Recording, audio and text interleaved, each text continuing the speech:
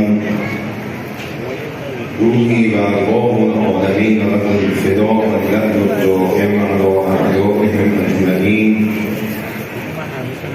من العام الى قیام یوم الدین رب اشرح لی صدری و یسر لی امری واحلل عقدة من لسانی یفقهوا قولی. اللهم صرف عني الهموم والغموم ووحشة الصدر ووسوسة الشيطان برحمتك يا أرحم الراحمين.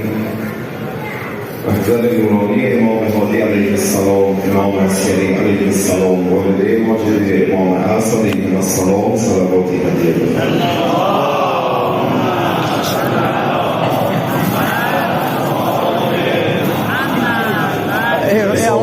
رضا علیه السلام، فاطمه معصومه سلام الله علیها، صلواتی هدیه بفرمایید.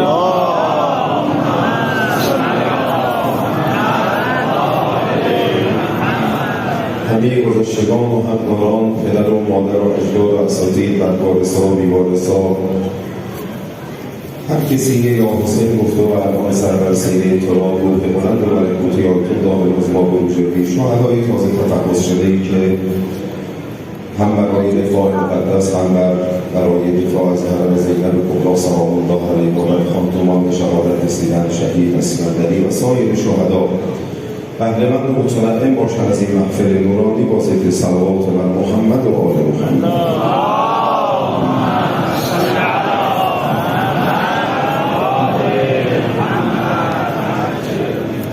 علل و عواملی دست به دست یکدیگر داد، بدترین جنایت رو در تاریخ اسلام رقم زد و اون هم شهادت سید الشهدا علیه السلام بود که نکاتی رو در چند جلسه گذشته تقدیم محضر کردیم.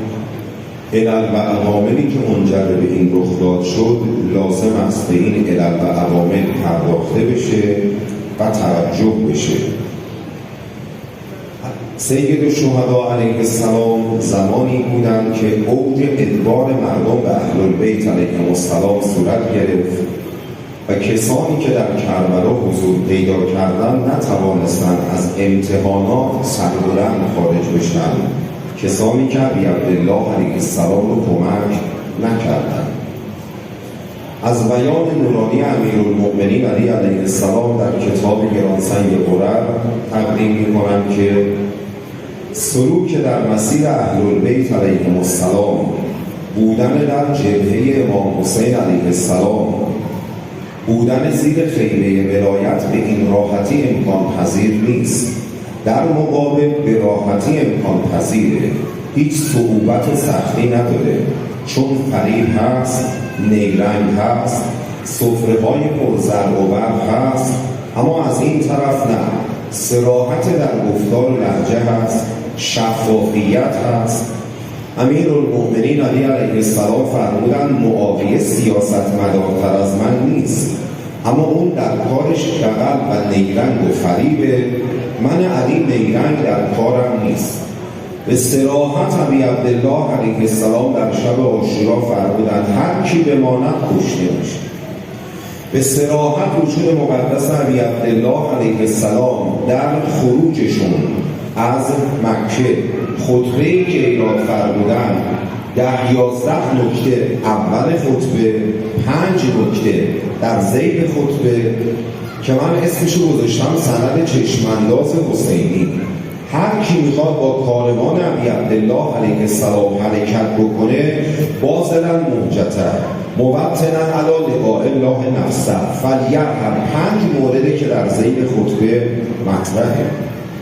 امیرالمؤمنین علی علیه السلام فرمودند که کلام ما صعب و مستصعب، هر کسی نمیتونه تحمل کنه، یا ملکه یا انبیا مثل پیغمبرها ابراهیم اینها، یا عبد امتحن الله قلبه للایمان، کسی که واقعا امتحان پس داده در سخت‌ترین شرایط، در بحرانی ترین شرایط، آیا حاضر دل از تعلقات دنیوی مباح، نمیگم غیر مباح، بکنه و دستش رو تو دست ابی عبدالله علیه السلام بگذاره؟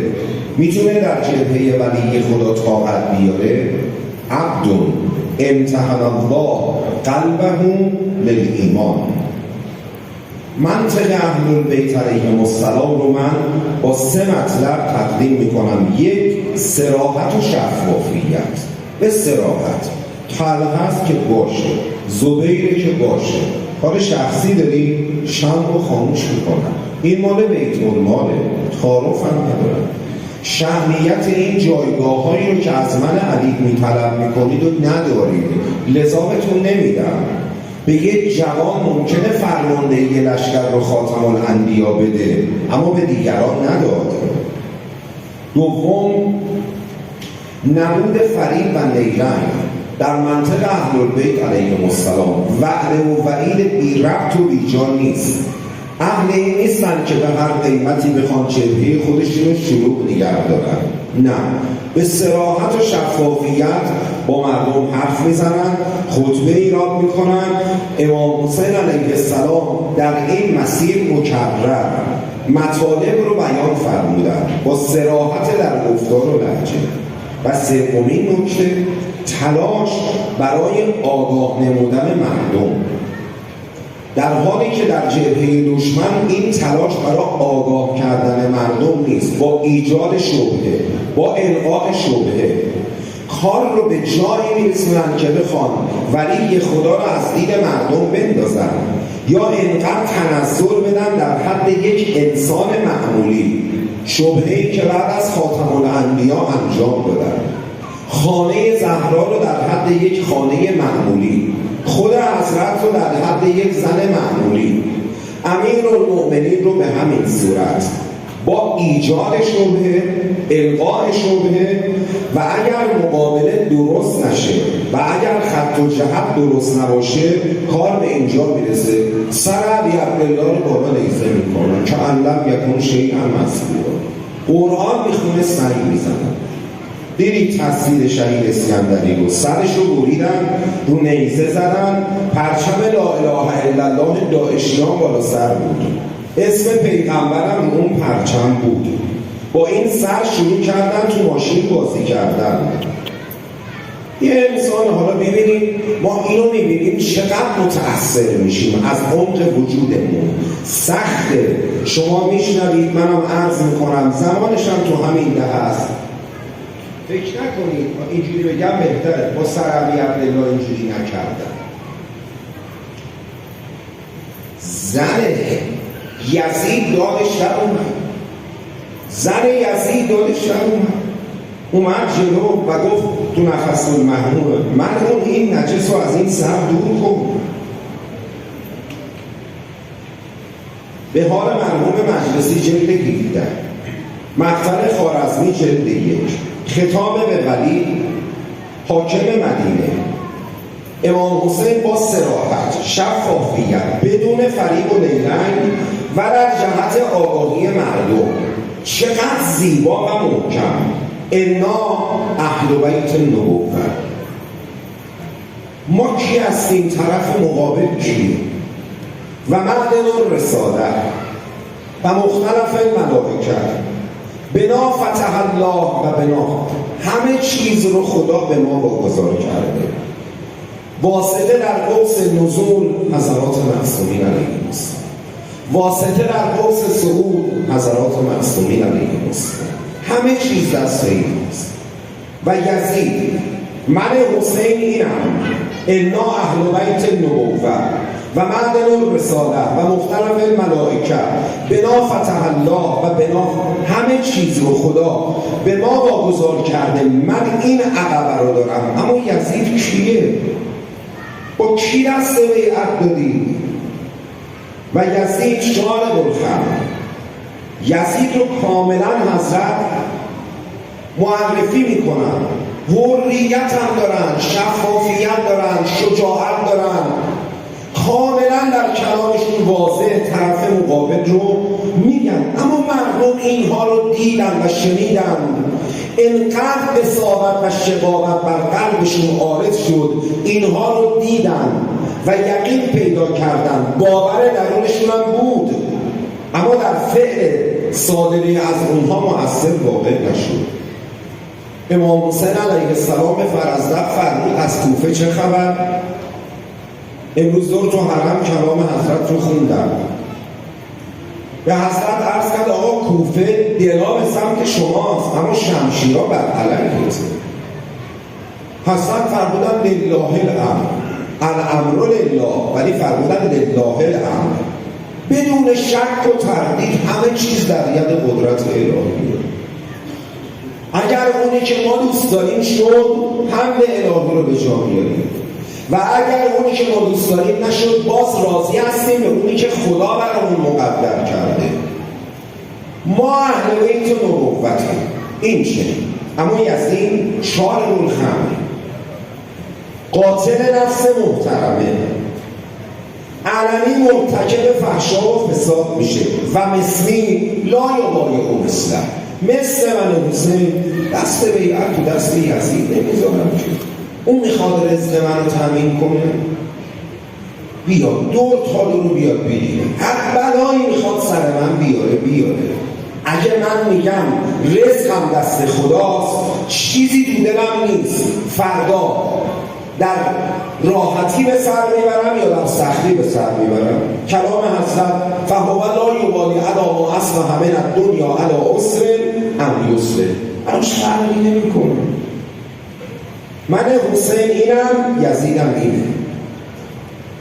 درس مناسبه که یه نکته عرض بکنم. کسایی که تو کربلا حضرت رو کمک نکردن و کسایی هم که کمک کردن توی جلسه دیگه.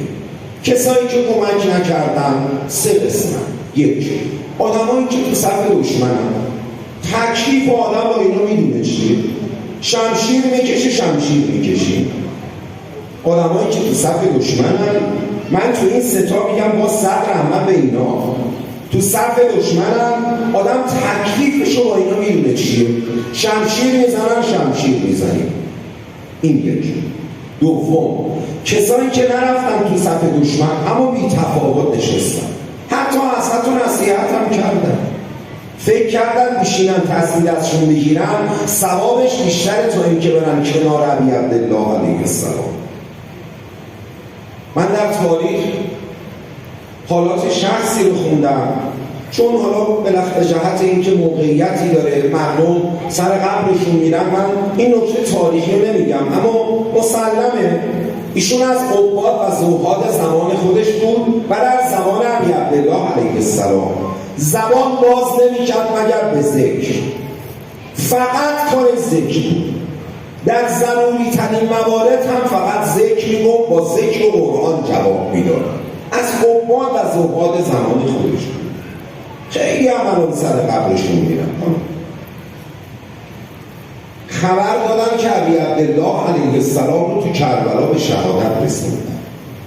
برگشت گفت عجب بد امتی هستن، با پسر دختر پیغمبرشون چه بد رفتار کردن. همین. و بعدن از این گفته خودش پشیمان شد، گفت یک لحظه از ذکر خدا غافل شد. آدمای بی تفاوت یه گوشه نشستن، سرشون تو کار خودشون، به ما چه ربطی داره؟ اینا با همین سکوتشون میرن تو خط دشمن قرار میگیرن، با همین سکوتشون و بی تفاوتیشون حتی بعضا نصیحت هم کردن،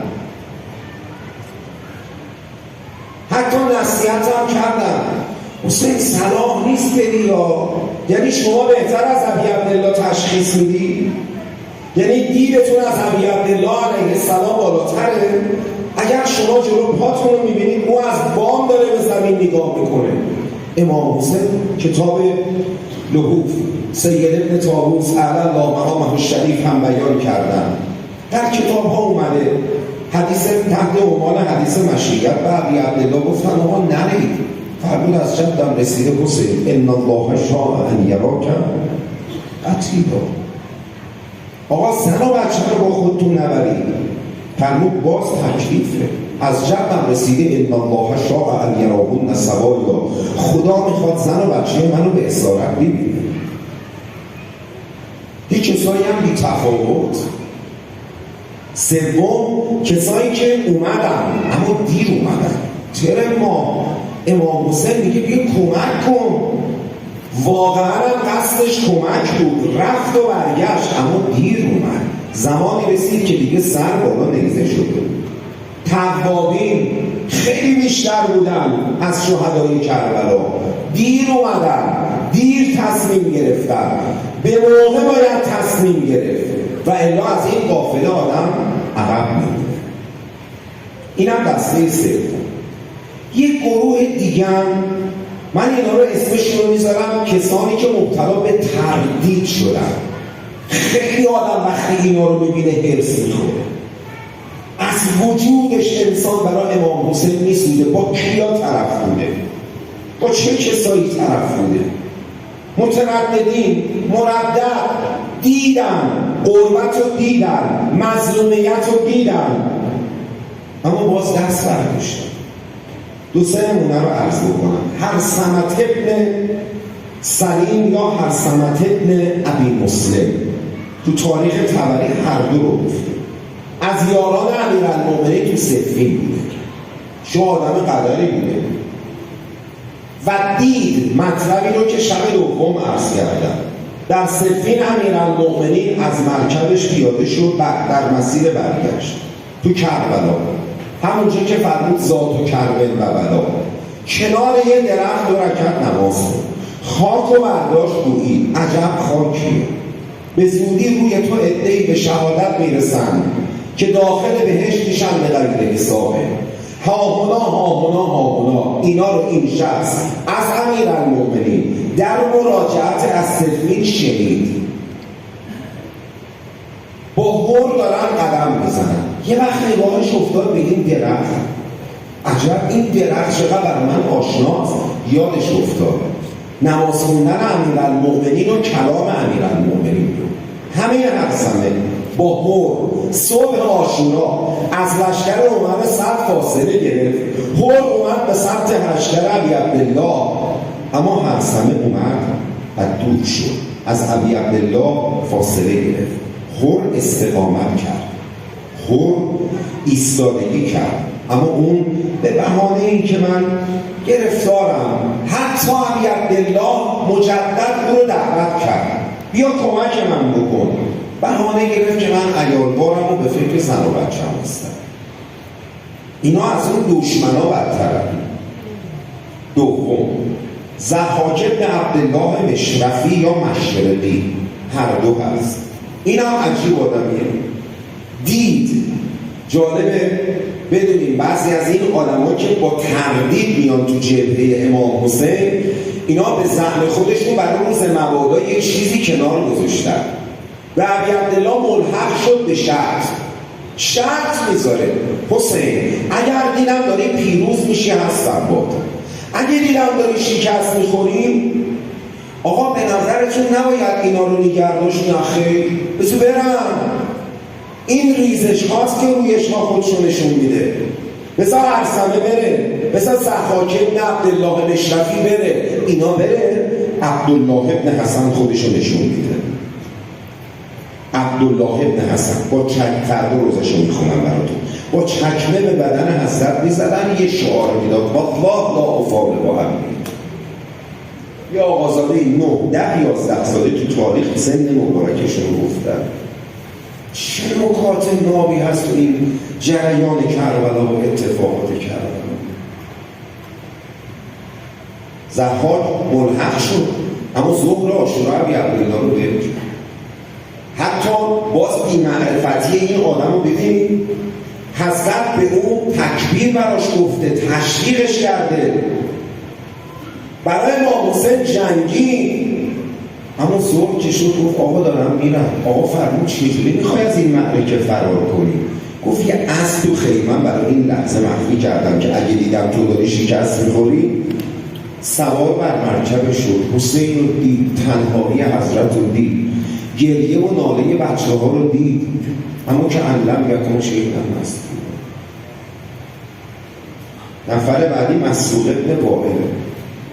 امام حسین کسی رو نفرین کرد، در جا سقط شد، مرکبش رم کرد و پای طرف گرفت به این رکاب و کشیدن، بدنش تیکه تیکه شد. نفرین ابی عبدالله رو دید بر این فرد، از لشکر عمر سعد فاصله گرفت. برادرش عبدالجبار گفت چرا نمی جنگی؟ گفت چیزی که من دیدم تو هم اگه می دیدی نمی جنگی. جدا شد از لشکر عمر سعد، اما به لشکر ابی عبدالله هم ملحق نشد. سر گذاشت و رفت، فاصله گرفت. قربون امام حسین علیه السلام برم. چقدر حسین آغاز.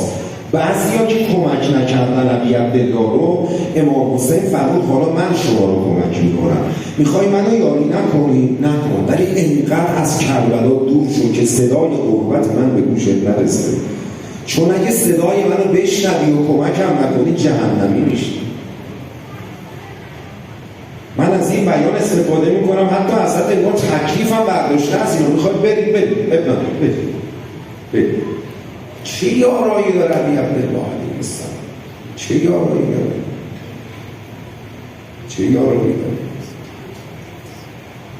شخص دیگه‌ای که همتون شنیدید، عبیدالله ابن حر جوفی. این چقدر آدم بی معرفتیه. ببخشید از این ادبیات استفاده میکنم، حضرات فضلا و علما ببخشید. خیلی نامرده، خیلی بی معرفته. امام حسین علیه السلام با چند تا از این بچه ها رفت به سمت خیمه عبیدالله ابن حر جوفی. حضرت براش تقدیم کرد عبیدالله تو سابقه خوبی نداری، پروندت پر معصیت و گناهه، دست تو بذار تو دست من نجاتت بدم، گذشتت رو آباد میکنم، گذشتت از بین میره. قربون آقایی حسین برم، سراغ آدم میره. همینجا تو پرانتز یه جمله عرض بکنم که معتقدم همینجوری که قد اقبل الیکم شهر الله تو ماه رمضان پیامبر عظیم الشأن اسلام فرمود، بنده معتقدم قد اقبل الیکم شهر محرم به سمت اون اومده.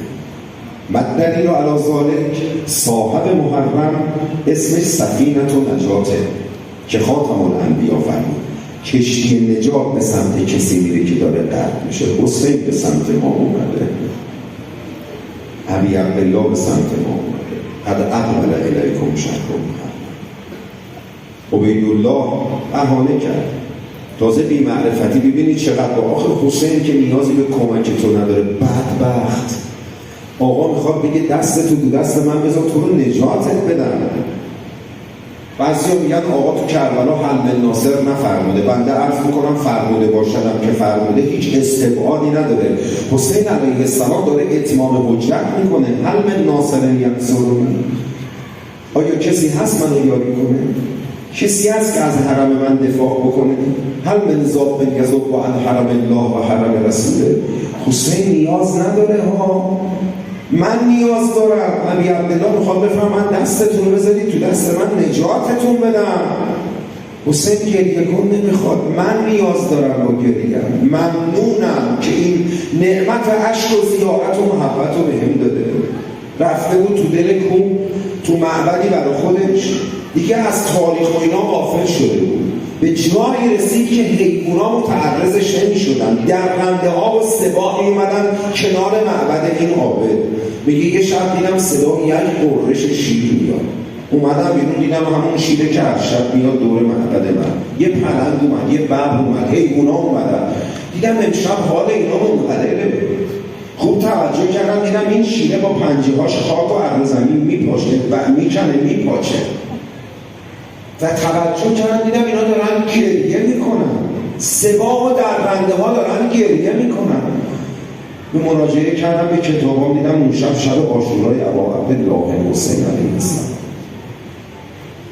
ظهر روز 11 مقتل مرحوم مقرم، چیزی اتفاق افتاد خیلی سنگینه. یه تیکش رو عرض کردم، خیلی سنگینه و من معتقدم عصر روز عاشورا، ظهر 11 شب و روز اول ماه صفر به مراتب مصیبتش از گودی قتلگاه سنگین تره، به مراتب سنگین تره. ظهر روز 11 مرکب‌های دشمن طبق نقل مرحوم مقرم برای عیال حسین گریه کردن که از کنار سومشون آب را افتاد. این تعبیرتون به مرتبه اینجوری گریه کردن، اینجوری گریه کردن. گریه میکنید گوارای وجودتون. اگه زمین نبلعیده این نامرد رو باید تعجب کرد و الا گریه این اسب و قاطر و شتر وقتی ببینن اجتمع عدة من الاغراب جروها عن جسد ابیها، دختر ابی عبدالله که به بدن بابا چسبیده بود و این نامرد